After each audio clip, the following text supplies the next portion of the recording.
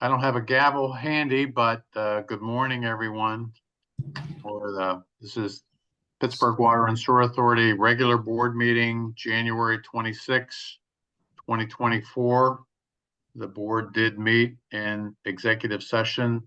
There was no discussion about or any votes taken on any of the resolutions before the board today. Deb, could I have a roll call? Sure. Ms. McCormick Barron. Here. Mr. Bay. Here. Mr. Domock. Here. Ms. Leber. Here. Mr. Martin. He is here. Dr. Morrell. Here. I'm here. Okay. Thank you. Here. Thank you. Chair Schuley Here. and Ms. Strasburger. Here.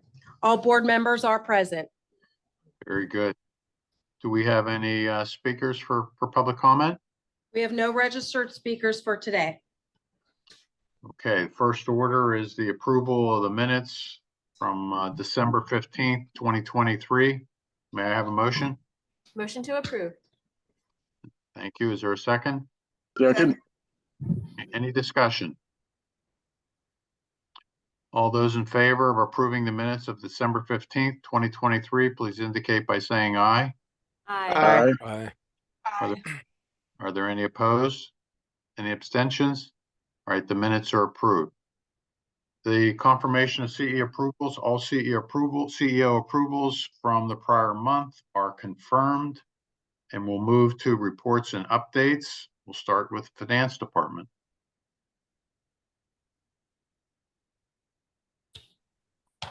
Good morning. Morning. Morning. The finance report included in your board packet is on a modified cash basis of accounting and is as of December 31st, 2023. Starting with receipts, you will see that the total amount collected for fiscal year 2023 was $207.3 million as compared to the budget amount of $206.7 million. This represents an increase of approximately $600,000 or 0.3% as compared to the budget. Wastewater conveyance performed the best out of all the user charges, ending the year at $51.4 million. This represents an increase of $5.4 million or 11.7% as compared to the budget. This was followed by stormwater with receipts of $22.4 million, representing an increase of $726,000 or 3.4%. The discharges ended the year with receipts at $8.7 million in total, representing an increase of about $289,000, or again, 3.4%.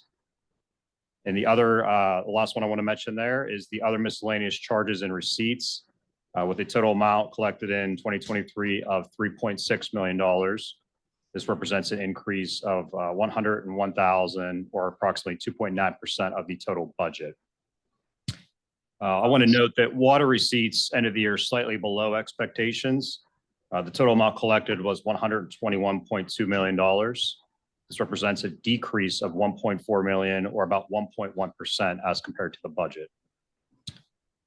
In total, however, strong user receipts, mostly led by the wastewater conveyance, eliminated the need to transfer the budgeted $4.5 million from reserves to our general account.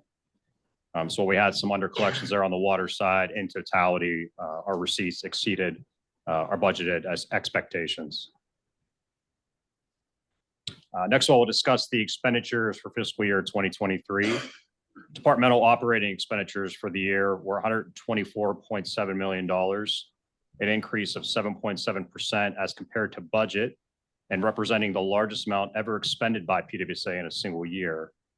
I want to be clear on this, though, that increase was planned and was made possible by debt service savings. PWSA prudently used those debt service savings to expedite certain departmental initiatives, as well as to cash fund a portion of capital expenditures, such as vehicles. The purpose of doing this was to maximize the investment in PWSA's system, while at the same time providing long-term financial benefits. Speaking of debt service, $73.2 million in debt service costs were paid in fiscal year 2023. This represents a savings of 3.7% as compared to the budget. To summarize, PWSA ended the year with $207.3 million of receipts and $205.4 million of expenditures. This results in a $1.9 million surplus. This surplus represents an increase of about $682,000 as compared to the budget. So overall, essentially met budget and, with a little bit of excess there, for our bottom line for the year. Lastly, I would be remiss if I did not mention the PennVest Award announced earlier this week.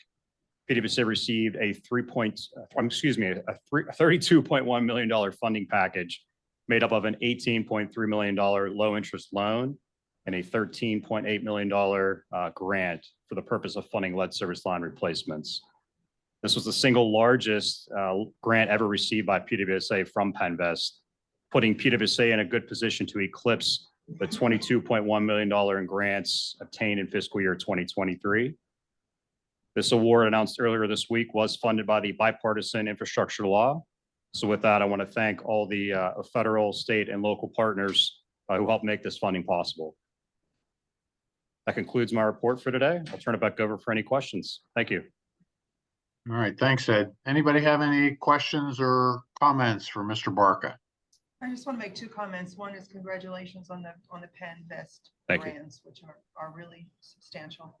And the other is I'm listening to you talk about the debt service, and for us mere mortals, that management of that debt service is really complex. But I think the bottom line is that you've managed it in a way that there is money to put back into the improvement of the system. So thank you for doing that. Thank you. Ditto on PennVest and PUC, and to borrow some of your phrases, speaking of money, Yeah. maybe everybody here knows this, but the Water Research Foundation is going to be awarding twice the number of grants this year than usual due to some good budgetary situation. Pre-proposals are due in March. Utilities can be investigators. So there's any projects on the plant that are a little more exploratory or otherwise within the system, it's an opportunity maybe. That's a good point. Thank you, Mike. There's actually a webinar I could pass along in the event more people want to hear about this. Yeah. I'll reach out to you offline because I think that's definitely something we're I can't interested guarantee in. I can download it successfully, but I know where it is. We could try. Yeah, you can borrow my password. All right, very good. Any other questions or comments for Ed? Very good. Thanks, Ed. Thank you. Next, we have the engineering department. Mr. King. Good morning, members of the board. I wanted to utilize today's board meeting to review the milestones that we've achieved in 2023 in the Department of Engineering and Construction. Under our water programs, 2023 saw a continuation of the improvements to PWSA's water distribution system. Significant work was completed under our small diameter water main replacement and our lead service line replacement projects. Upgrades to our distribution network were also completed through ancillary projects such as our urgent water, urgent sewer, our water relay, and our valve replacement projects. Several small diameter water main replacement and lead service line replacement projects either reached conclusion or approached substantial completion as of 2023, coming to an end. Work on both the 2022 urgent LSLR and 2022 priority LSLR projects finished in the summer of 2023. Urgent LSLR project was used to replace lead service lines identified under emergency repair conditions when our operations group replaced the public side of the line. The priority LSLR project focused on replacements of lead service lines at daycare centers, as well as at properties with known lead level exceedance. Nearly 300 public and 410 private side lead service line replacements were completed during the lifetime of these projects. PWSA also reached substantial completion on the 2021B and 2021C small diameter water main replacement projects in September of 2023. These two projects were completed water line construction in 6 neighborhoods across the PWSA service area. Over 31,500 linear feet of pipe and associated valving, fittings, and hydrants were constructed during the life of these projects. 292 public side lead service lines.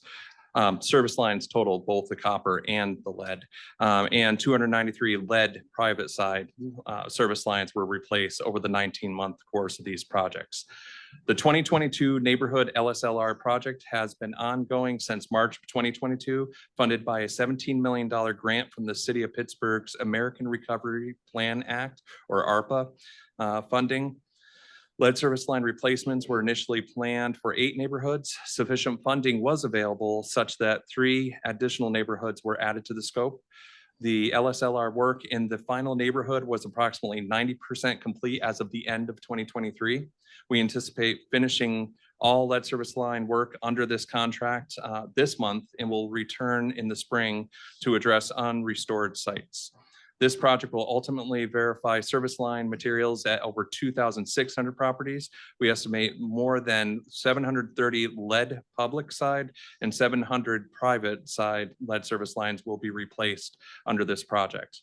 So for the overall construction statistics for water infrastructure that we completed in 2023, for water mains, we replaced 27,679 linear feet of new water mains. Most of this work was completed under 2021 and 2022 small diameter water main replacement programs. New water mains constructed were generally 8 inches to 16 inches throughout the city. Fire hydrants were replaced at a total number of 72, valves 377, public service lines. With regards to overall within specifically 2023, we replaced 934 public side service lines. This work was completed primarily during our 2021 and 2022 small diameter water main and the 2022 and 2023 neighborhood lead service line replacement projects. It should be noted that our small diameter water main replacement projects replace all public side service lines regardless of the material. Of the 934 public side service lines, 245 were copper or other non-lead materials. We replaced 689 public side lead service lines that were verified as lead. Note that other public lead service line replacements were completed by our operations department, making the grand total for public side service line replacements 818 during 2023. Then for private service lines, our projects replaced 743 total private side lead service lines in 2023. With respect to the water reliability plan, 2023 saw the completion of several major projects, starting out in January 2023 with the reinstatement of the Rising Main number 3 and the Highland Reservoir number 2, completing the liner and cover replacement. We completed the rehabilitation and replacement of portions of Rising Main 4 in November, and the Highland Reservoir Supply and Rising Main project was substantially completed in December 2023. With respect to other notable accomplishments within the water programs, in addition to the ones that will be noted by CEO Pickering, note that PWSA continues to develop the lead service line replacement projects completely in-house with staff from both the GIS group and the engineering group, being critical to the development of these projects in preparation of construction bid documents. This results in significant cost savings and time savings to PWSA as compared to the hiring of consultants to complete these specific tasks. In April, PWSA had received the EPA's Aquarius Award for its work within the community lead response. Next, I'm going to shift my focus to sewers, the sewer programs. We realized several important accomplishments for 2023. Engineering and construction increased our coordination with operations to target untelevised areas for CCTV throughout our system. Operations leveraged their increased capabilities and capacities and streamlined the delivery of the CCTV data to our GIS and engineering teams.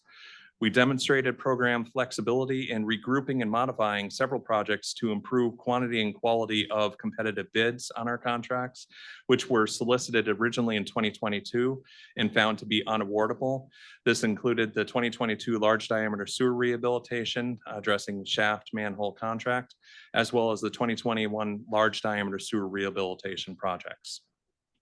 engineering initiated designs, which will rehabilitate or abandon up to 3 of the existing 4 pump stations on our system.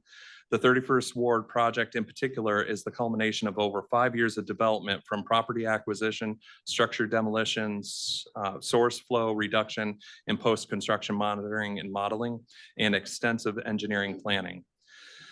Engineering and construction achieved substantial completion on 2 high-priority sewer reconstructions within the city, including the Fuchsia Way and Rowan Street projects.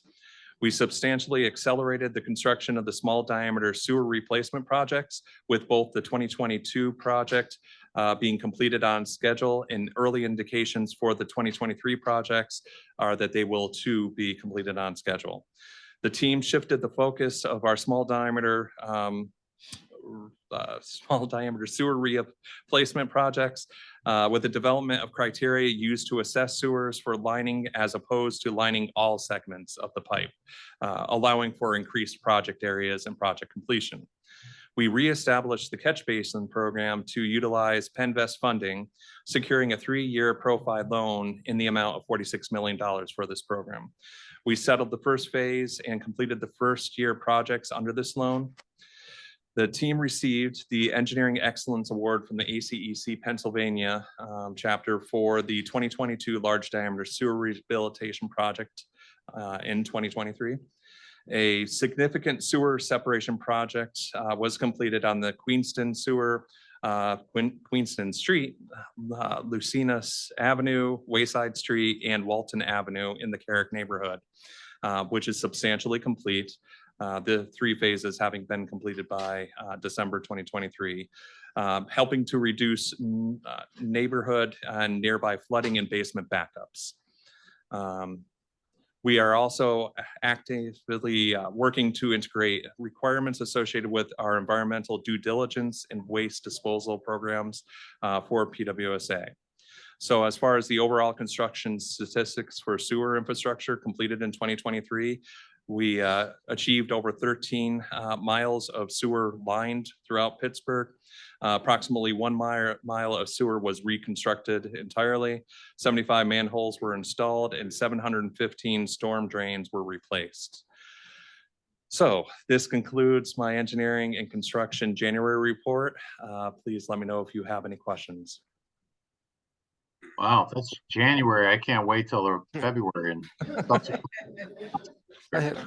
Anyway, are there any questions for Mr. King? I have a question and a comment. So the comment is, congratulations on, wow, that's a lot of accomplishments in the last year. And infrastructure is difficult, but it pays dividends to future generations, and also the recognition from third party. So congratulations on that. The main question I have is, out of all of those projects, if you and the successful execution, what provided overall the largest challenges for you in terms of where the time was spent to overcome either management, equipment, procurement challenges? What provided the largest challenges in executing those projects overall? So I will say that as far as challenges go, for bulk volume of challenges, the lead service line program has proven to be very rewarding in having opportunities throughout the city of Pittsburgh, of which, by the statistics that we've been able to post, we've been a trendsetter or a model for many jurisdictions throughout the United States. So that's one where I would say that there's been challenges that we've seen throughout, but we've also been able to overcome them. With regards to significant challenges that we continue from a regulatory basis, I would say our water reliability plan projects have been challenging to meet all the mandates, whether you're talking it's from the PA, DEP, permitting requirements that we're still working through significant efforts on the Aspenwall, Brecken, and Clearwell emergency bypass projects, as well as achieving the requirements through the SHPO, State Historic Preservation Office. So those were unique challenges that we had not necessarily entertained the concept of how challenging it would be. but the staff and our consultants have been really diligently addressing those. So I would say that would be the other major area that we've lessons learned and growth within engineering and construction. Thanks. Yeah, thanks for that. We'll follow up with that later. Good question, Jim. Any other comments, questions for Barry? Oh, this Mike, I have one, Alex. When we were gearing up for orthophosphate, loop studies being done with fresh and harvested lines in-house and I guess elsewhere. The question is, given we've had a prolonged use of orthophosphate in the system, is what's being harvested being looked at to sort of see what's possibly is working really well and has changed since we started? Or would that be, if not, would that be a good idea? And could WRF pay for that? So I can say that we can follow up with additional information that will relate to this. So you can see firsthand what CDM, our consultant that's largely responsible for overseeing this program, but we are seeing a continued positive response with regards to the orthophosphate on these lines that are harvested. Just the kind of scales and stuff that form on there. And Correct. yeah, that'd be pretty interesting. Yeah, we can I mean, definitely if you're share doing that it, it'd be kind information. of cool to report it out. I'm sure that, I mean, if you're a leader, you might as well go all the way. This is true. Very good. Any other questions or comments? Well, Barry, I want to first echo Jim's comments in terms of acknowledging the work that was done by the engineering department, and you know, that the numbers you just relayed, I'm thinking them in my head real quick, although I think I would fail the pop quiz if we had to go back and get it all. But it's a heck of an accomplishment and a great report for 2023. And I just want to publicly acknowledge the work that you do personally, that your staff does. I know we'll have an addition coming to the staff next week, and I know that we're going to all work very closely with the new addition to our staff to expand those services and to try to meet all of the challenges that are out there. We all can use another set of hands, another set of eyes. But I want to personally thank you for all the work that you've done and ask for your continuation and support of this program. So thank you very much. Thank you. All right, we'll move to the Chief Environmental Compliance and Ethics Officer report. Here I come. I was in the back row, Alex, is why it took me a second. Good morning, everyone. So this morning, just wanted to remind everybody about some of our goals of our compliance and ethics program. Primarily, one of them is for early detection of any non-compliant activities that could impact water quality or environmental compliance or our interface with our regulations. That early detection's achieved through our codes and policies, maintenance of our whistleblower program that we have, as well as some of the third-party audits and assessments that we conduct. To maintain the employee awareness of our codes and policies, including that whistleblower program, we will again this year be completing our annual employee acknowledgement of our codes and policies. This is managed through our Human Resources Department using our online or cloud-based learning management system, which has worked well for us in the past. In addition, we make our contractors and our CMCI, our construction management, construction inspection firms, aware of our environmental compliance and ethics program, and require as a topic of the pre-construction meetings that we have an environmental compliance meeting or conference there. That's been working very well. I've been able to present at many of them, including already 4 of them this year, and 2 more are scheduled for next week. So we continue to get in front of our CMCI firms with compliance and ethics requirements. I would like to recognize one of our consultants, Mauna Loa Basin Engineers, who reached out to me directly to invite me to present to one of their in-house trainings that they're having for their construction inspectors. So they asked me to come in and present to their inspectors on PWSA's environmental compliance and ethics program. And I appreciate that kind of forward thinking of their engineering or construction manager to reach out and have me come to speak with them directly. Regarding the audits and assessments, briefly, 2 of them to cover. We did complete our 3rd annual environmental compliance audit at the water treatment plant. This was done, wrapped up at the end of 2023. And the report is available on pgh2o.com. This audit of the treatment plant was initially prescribed as part of the agreement that we have with DOJ. And it's performed by an independent, they call them an independent environmental consultant in the document, but it's a third party that brings us a second set of eyes essentially to our program. The treatment plant audit does provide then findings and recommendations that allow us to continue to improve both our environmental compliance as well as our drinking water quality programs out at the plant.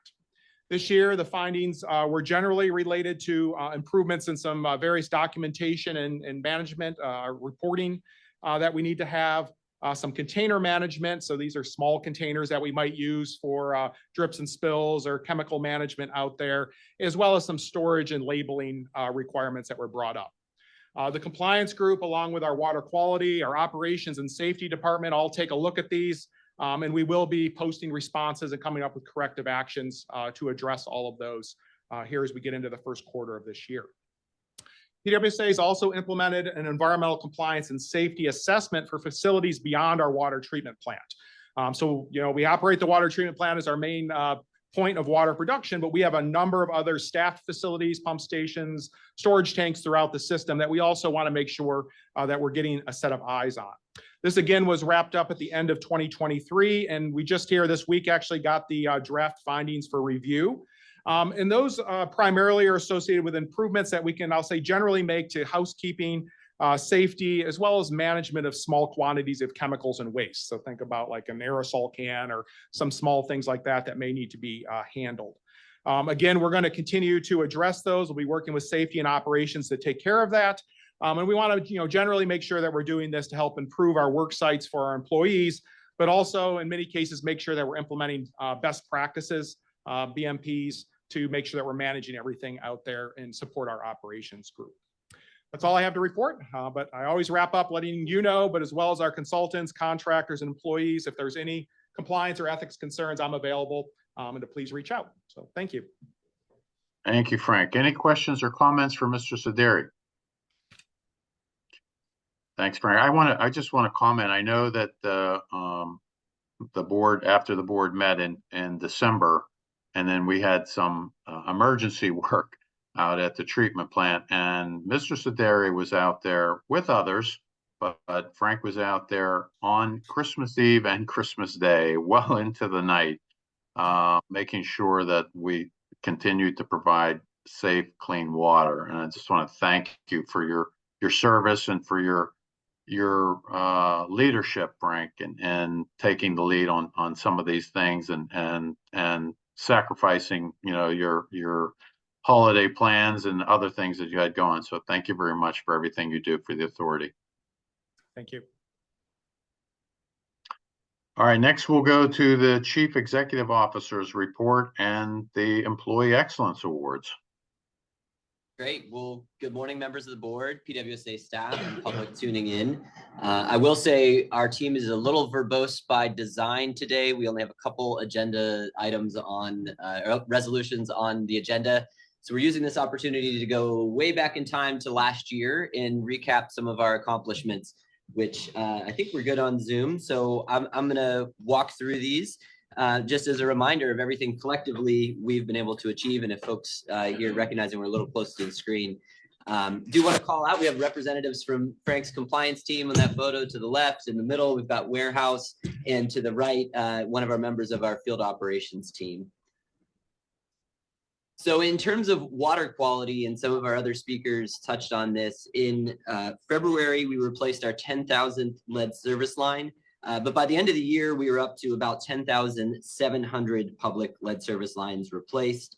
We held a really excellent event at that milestone that was attended by officials from the EPA, our state and local leaders as well. We think we are still within striking distance of our goal of replacing all lead service lines by 2026. And to Mike's point on water quality, orthophosphate has been the key to our ability to treat drinking water and prevent these lead service lines from leaching into taps. And we have had subsequent rounds of record low levels. Barry mentioned we actually did get results completed at the end of the year, and we are again below 4 parts per billion at the highest risk home. So we continue to make progress and stay stable on the drinking water quality side for those homes that still have lead service lines. You know, Ed highlights this every month for us, but we are undergoing a constant search for grant dollars in low interest loans, because we recognize those dollars are ones that we do not have to ask from our ratepayers. And we had another banner year in that effort, more than $150 million in low interest loans and $22 million in grants. And as Ed mentioned, we're looking to best that this year. We're already on track for that. In terms of the water reliability plan, Barry touched on this, but it's an important milestone. We completed the rehabilitation of Rising Main 4. So Rising Mains 3 and 4, which were mandated under our consent order and our water reliability plan, are now completed. We have received EPA funding for the water reliability plan through the WIFIA program. Again, this financing is more advantageous to our customers than traditional municipal bonds. And just as a reminder, when these water reliability plan projects are finished, about 2/3 of our water system will be more secure and resilient. So a huge swath of our customers will benefit from that. Really, any user in our system will benefit. I mentioned, we are extremely cognizant of the burden that we place on ratepayers to finance these mandated and necessary projects. And that's why we take a lot of pride in our customer assistance programs.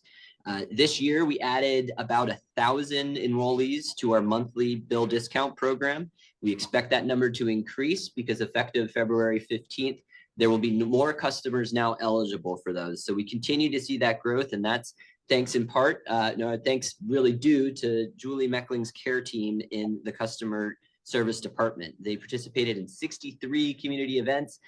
They make calls directly to customers, and then they receive calls that are transferred to them when we believe that a customer on the line may be eligible for our programs. And then finally, we've launched a really innovative, as we've learned innovative, line repair and water conservation project, assisting customers with high water use that are lower income in replacing either performing repairs or replacing fixtures that are driving up their water bills. So we've seen a lot of good interest in that program, and that's one that we will continue into 2024. Now, on operations efficiencies, we produced an average of 63.2 million gallons of drinking water each day. Around this time of year, we do see that number increase, but that was our average last year. More than 100,000 tests performed for water quality within our group, and I believe that includes those performed by our external labs. So just to enforce the continual focus on water quality and ensuring we meet those standards, nearly 2,400 fire hydrants flushed and operated to make sure that they were functional, 270 repaired, as you can see. And Barry touched on, when we build new water mains, we replace the fire hydrants, but our operations team will also replace fire hydrants. So we're making continual improvements on that key part of our infrastructure. And then this final bullet is one that is very important and often forgotten.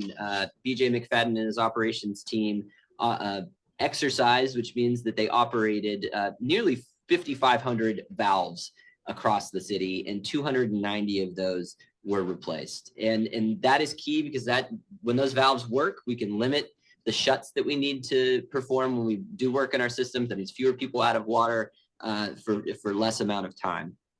In terms of our people, we hired 62 new employees, and what I'm really excited about is we promoted 49 current employees. We are committed to our workforce and their growth. We saw decreases in vacancies and turnover, and we launched and implemented our first phase of our performance management program, which I will touch on here in a little bit. And we expanded the course offerings for our team. So the number of trainings that are available in a wide variety of different disciplines, it expanded at an awesome growth. And then we did conclude our first cohort of an innovative job shadowing program with Landforce, a workforce development agency, trying to expose people entering the workforce to the types of careers that PWSA and other water authorities can provide for them. supplier diversity. And I want to give a shout out to Dr. Morell, who chairs our supplier diversity program. She's familiar with these stats, but we really saw some tremendous spend numbers. So 23% of our total prime contractor spend went to suppliers that are eligible under our supplier diversity program. So these are MWBE firms. You can see those dollar amounts. And we're not done there. We continue to do outreach. We held 3 networking events for firms to get to know our team, specifically Barry's group, and making sure that they're aware of work that is coming down the pipeline and learning how to do business with PWSA. And then we are trying to lift up those supplier diversity firms that are existing firms that work with PWSA to highlight the great work that they do for us. You know, Barry touched on some of the awards, but there were some others that weren't mentioned. We won the first Environmental Justice and Equity Utility Management Award given by AMWA, the Association of Metropolitan Water Agencies. So that's a really important recognition for our lead service line replacement work and the way that we approach that investment, thinking about equity. It's not something that all utilities are doing, but many are looking to us to try to replicate what our program looks like. And then the U.S. Water Alliance recognized our very own Erica Strasburger as Outstanding Public Official of the Year, demonstrating that we have, you know, award-winning team on the oversight and implementation side of things. And then Barry did mention the ACEC Diamond Awards that we were able to receive last year. There are a few more that aren't on this list, but generally, you know, our work is starting to be recognized. We obviously, most importantly, are focused on you know, getting that recognition from our customers, but it really was a tremendous year. I want to thank everyone in the room and are tuning in that was a part of these accomplishments. It's hard to go back in time and remember all of these things, so I appreciate you bearing through that with me to go in the Wayback Machine. I am now excited to transition into the Excellence Awards.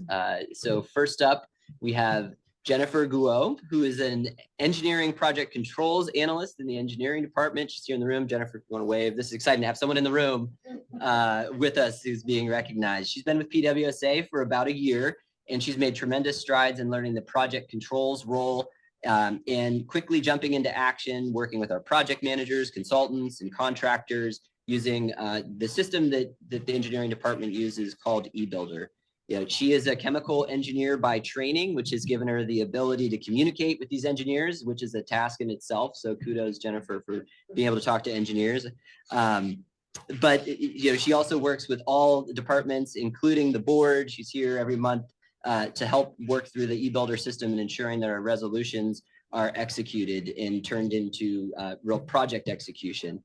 So the engineering project controls team is really lucky to have a person like Jennifer on their team, and they see her with continued success in this organization. I had the opportunity to get to know her a little bit at the engineering potluck last year, and I thought I was kind of sort of bragging that I convinced my mom to move from California to Pittsburgh.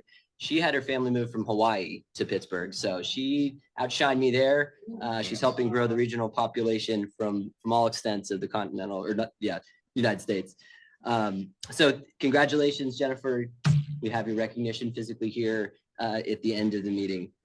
Our second honoree being recognized today is Marie McIntyre, who's in our Human Resources Department. Marie's title is Training and Development Manager. She has been with PWSA since 2021, and she was the organization's first Training and Development Manager. And she's helped the HR department into our continued transformation as a strategic thought partner. And, you know, I have worked closely with her on a number of different initiatives. She has gained the trust and respect of our team at all levels. And I know Logan Carmichael believes that, and I believe that as well in the time that I've had to work with Marie. I mentioned as part of our accomplishments that we launched the first phase of our performance management program. That was Marie's project. And that extension of the online course offerings was also Marie's initiative, using our learning management system, which was something that she helped stand up. And through that learning management system, we've been able to get 100% completion for mandatory trainings on a number of important issues. Frank touches on the mandated trainings, our MS4 program, our ethics and compliance programs, and our harassment prevention and DEI trainings. So really excellent that Marie has been able to set up the systems and then ensure that we're taking advantage of these trainings.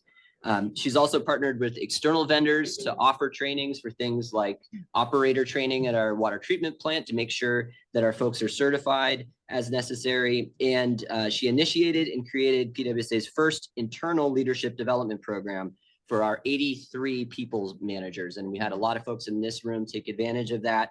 And we're really, really excited to build upon that first year. So very happy that to extend this recognition to Marie. I believe she's tuned in. I think, I don't know if she's still a dog mom or a puppy mom. She had a recent puppy and she was sharing that with me. So she may be taking the puppy out in better weather today. But Marie, congratulations. So that wraps up the CEO remarks. I'm happy to answer any questions folks may have. Any questions, comments for Will? Well, Will, first of all, that list there of accomplishments, that's pretty impressive. And so congratulations to you and all of our staff and our board members who participated in the various committees to achieve those goals.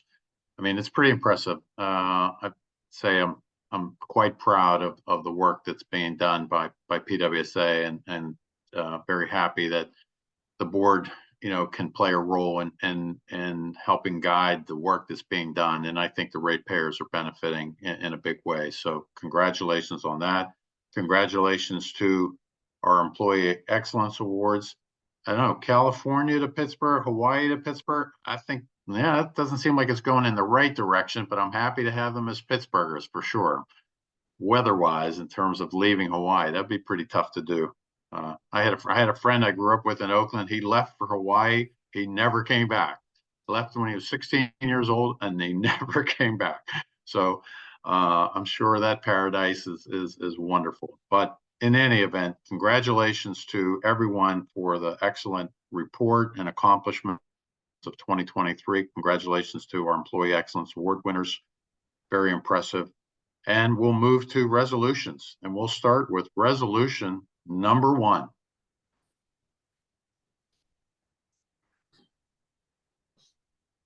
All right. I feel honored to be the first one of the year. Good morning, everyone. So resolution number 1 is actually an amendment to resolution number 71, which was from November of 2023. And this is for security cameras to D'Agostino Electronic Services Incorporated for the Water and Wastewater Safety and Security Penvest project. And this is going to add a line item to the capital budget, making that total $2,734,749.50.